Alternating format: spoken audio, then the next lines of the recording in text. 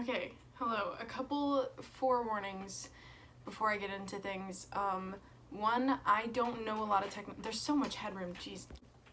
Okay, this isn't much better in terms of headroom, but there's more interesting stuff happening in the background. So, okay, couple things to get out of the way. One, I apologize if this isn't super clear, especially to anyone who is like new at crocheting.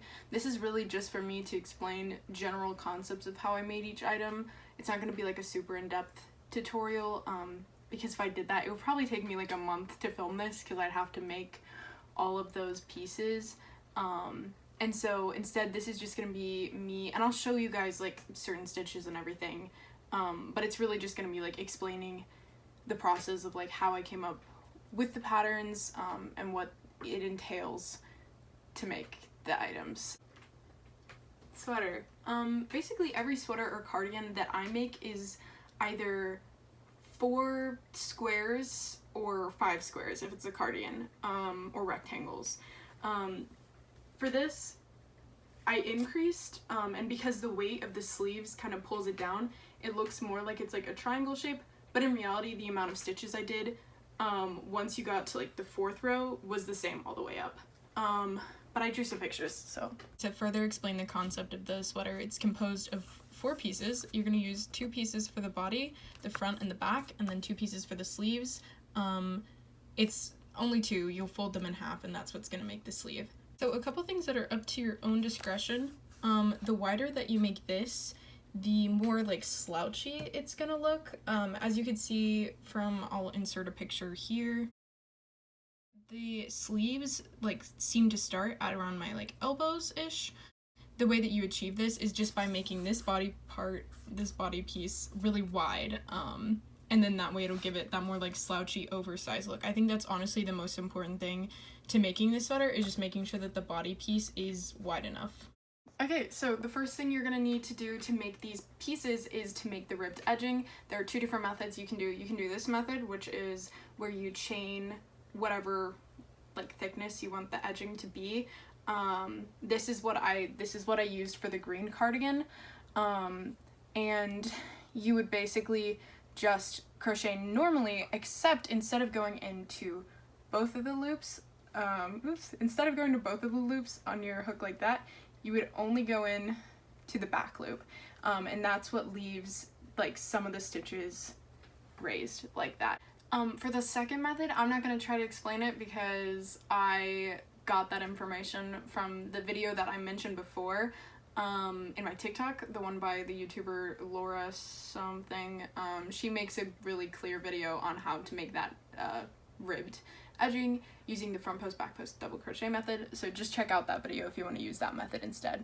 To attach the yarn, you're going to make a slip knot on your hook, then you are going to insert it into the first stitch, yarn over, and then yarn over again, pull through. Then you'll have like this leftover tail. You can just work that by like laying it over the stitches like this, and then when you insert it, go over it, and then it'll kind of disappear into your stitches. So yeah, you're gonna do single crochet all the way across. Once you have single crocheted all the way across, you're gonna start to increase now. So you're going to chain up 1. Also, I actually did a half double crochet for the rest of the sweater, and the way that you do that is you yarn over like this, insert into the first stitch, yarn over again and pull through. You'll have 3 loops on your hook now. Then you yarn over and you pull through all of them, and then depending on how much you want to increase, I believe what I did is I did 2 half double crochets in the first one, and then 1 half double crochet in the second one, and then 2 half double crochets in the third one, and so on until you've basically increased every other stitch. Okay, so once you have increased that second row, you're gonna do it again for the 3rd row, or at least that's what I did, the exact same way. So it's 2 half double crochets into the first stitch and 1 half double crochet into the second, 2 into the next stitch, 1 into the next, back and forth until you've completed that 3rd row. Alright, so now it's much wider at the top than it is at the bottom. This is the point where I stopped increasing, but you could continue to increase if you wanted it to be even baggier, especially if you decided to make your waistband more fitted. Then you would want to increase even more to ensure that it's baggy enough. Personally, my waistband is pretty big, so I didn't have to increase that much. And then once you're done increasing, you can just go ahead and half double crochet into every stitch across, continuing to do that until it's one big square. Okay, so the next thing that you're gonna do is you're gonna attach the two body pieces by the shoulders, not the sides. So it's gonna become like this weird poncho thing. The way that I did that is I slip stitched the two pieces together up into like here, left a space for the neck, and then did that again for the other shoulder. The reason you want to do this is because you want to try it on and see where it hits on your arm. That way you know how long to make the rest of the sleeve. So the sleeves are basically the same concept as the body. You're just going to take the ribbed edging, do a single crochet, and then you are going to increase. I personally did 2 half double crochets in each stitch for 2 rows. And then what you want to do is you want to fold it over and pretend like you've sewn it together and just see how wide it is, and continue to increase until you're happy with the size of it. And then you just go until you hit that mark that we had from before, and then we'll sew it together. And I'll show you how to lay everything out to sew it. So at this point, all you've sewn together is this and this here. This is going to be that ribbed edging on the front and the back. What you want to do next is take your sleeves, lay them out flat, and align the middle of the sleeve with the shoulder. You're going to sew it here and here. So after you've sewn here, here, here, and here, you are going to flip it like that, and it is going to make a shape that looks something like that. And then really the last thing you have to do is sew along the bottom of the sleeve and then down to the bottom of the sweater. Personally, I attach these pieces by slip stitching into them. So the way that you do that is you want to make sure that you not only insert your hook into the one side, but the other side as well, like so, and then you yarn over, pull through, and then pull through that initial loop too. Once you're done with that, you can flip it inside out, and then there you go. So yeah, that's how you make this sweater. That pretty much covers everything I did. I'll try to respond to any questions that you guys have in the comments if I kind of missed something, but let's move on to the other green cardigan. A quick interjection from future editing Bex. This sweater was made using scrap yarn that the neighbor who taught me how to crochet gave me. It's like she gave me this giant box of scrap yarn, and it's a really cool project to make with scrap yarn. So if you have it, it looks really homemade, and yeah, so super sweet. The production quality is about to get so much worse because I'm losing energy. So, green cardigan. Let me tell you how I made it. Okay, so the whole concept of this was supposed to look very like patchworky. Actually, I was thinking about it, and it looks like the cover to the old animated show Threads, which a very small percentage of people probably know about. It was like a Christian animated kids show. Anyways, it reminds me of the cover of that. I'll insert a picture. So. Wow, what a cool Ken Burns effect. She should go to school for editing or something. So awesome. Very cool. Alright, you get back to that. What I did is I made a bunch of these squares. I made 7 of these dark green and 8 of these light green in this size. I chained 22 for these squares. And that is completely up to you. Kind of like before, you can really chain as much as you want. It just depends on what size you want it to be. What I'd recommend doing though is go ahead and chain the length that you think you want, measure that, and then multiply it by 3, and then hold that up to yourself and be like, okay, is that as wide as I want the cardigan to be? The amount of rows just depends on how many you chained, so just go until it looks like a square and then repeat that for all the other ones except the top 2. For the top 2, you're gonna make them just a little bit thinner than the rest. You're not making them full squares, you're making them rectangles. This actually was a mistake. This wasn't supposed to happen, but I ran out of this color, and so I had to undo a little bit, and it ended up working out nicely. Except it actually, I mean, it worked out okay, but I still didn't have enough yarn, so one of the patches is like a completely different shade of green than the rest of them. But I think it's sweet, it's homemade, it's endearing. So for the sleeves, in total, for an individual sleeve, you will need a total of 12 patches. You are going to do 6 in the dark green and 6 in the light green, or whatever colors that you choose.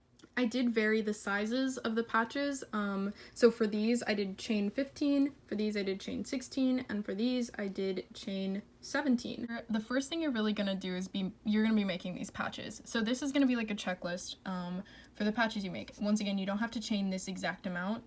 This is just to give you an idea. So for the ones where you chained 17, you're gonna make 4 of the light and 4 of the dark. You're gonna do the same for the chain 16 and the chain 15. Then for the chain 22, you're gonna make 8 of the light and 7 of the dark. So once you complete all of these patches, you're ready to assemble them. I started off with the back panel, and the way I assembled all of it is this right here. And so yeah, I did dark, light, dark, etc. And then I attached them by doing a slip stitch, like I did before, but I did it with the intention of the seam being on the outside. So what you would do is you would wrong sides together, that way when you're done, this is what's on the outside. Typically you would do it the opposite way, that way the seam is more invisible, but I wanted it to be visible, I wanted it to stick out, so that's why I did it that way. Then you're just going to assemble the rest of it to look something like this. You are going to make the sleeves. These are the chain 15, the 16, and the 17. Make this a square separate, and like this, and then make these all separate, and then you'll attach them all together. Just like before with the pullover, how you had all of those pieces. So what you want to start out by doing is taking the 2 front pieces and attaching them here and here. And then you take these pieces, line them up so that the center matches the center of the shoulder, sew it here and here. And then you're going to fold it over like that. Well, technically like that, because you want the seams on the outside. However, before you fold it over, you are going to add the ribbing to the sleeves. The way that you do this is make sure that the ribbing is smaller than this, and then you're just gonna attach it by going into like every other hole on this, so that it gathers like that. I'm sorry I can't explain this better, but basically you just want this to be smaller than that, and then it'll gather and make a nice puffy sleeve. And then once you do that, then you fold it over. Once you fold it over, it's gonna look something like this, and then you will just sew it here and here. Next, you just want to add the ribbing to the bottom of it. I explained this earlier with the pullover, but if you didn't watch that part, I'll explain it again. Okay, I know this POV may be a little odd, but basically, to make the ribbing, you are going to chain to whatever thickness you want the ribbing to be, and then I used a half double crochet to do this. Normally what you would do is you would insert your hook like this, right? But instead of inserting it down here, you are only going to insert it into the back loop. And then you would half double crochet like normal and carry on back and forth. And then when you flip, once again, it's still going to be the back loop, but that is what gives it this like ribbed appearance. You just can attach it the same way that we attached the sleeves. And then you can move on to the lining of the center part. And all it is you start down here and you just simply single crochet all the way around. So like once you get here, you just kind of find spots to insert your hook and go all the way around and go back and forth until it is the thickness that you want. The only issue that I think you might run into is like having the strings stick out. You can just sew those in. Basically just take your hook and like pull them so that they're on the inside instead of the outside. But yeah, that's pretty much it for this cardigan. I hope that helped you understand it a little bit. So I know that I may have mentioned on TikTok that I would include the frog hat tutorial as well, but I get my wisdom teeth out tomorrow at 10 a.m. and I move out of my home on Sunday, and I'm probably gonna be a little debilitated from my toothlessness, so I should pack tonight, and it's already getting late, so I'm not gonna make the frog hat tutorial tonight, but I'll try to make it once I get to school. That'll be in like the next month or so. But yeah, thank you guys so much for watching and putting up with the poor video making skills. I really appreciate all of the nice things that people have been saying. So yeah, if you have any questions about anything that wasn't clear in the video, comment and I'll either make a follow-up video or I'll like link a video explaining, I don't know, I get so out of breath. I'll link a video that explains a concept that maybe I didn't explain properly. So yeah, thank you, bye bye.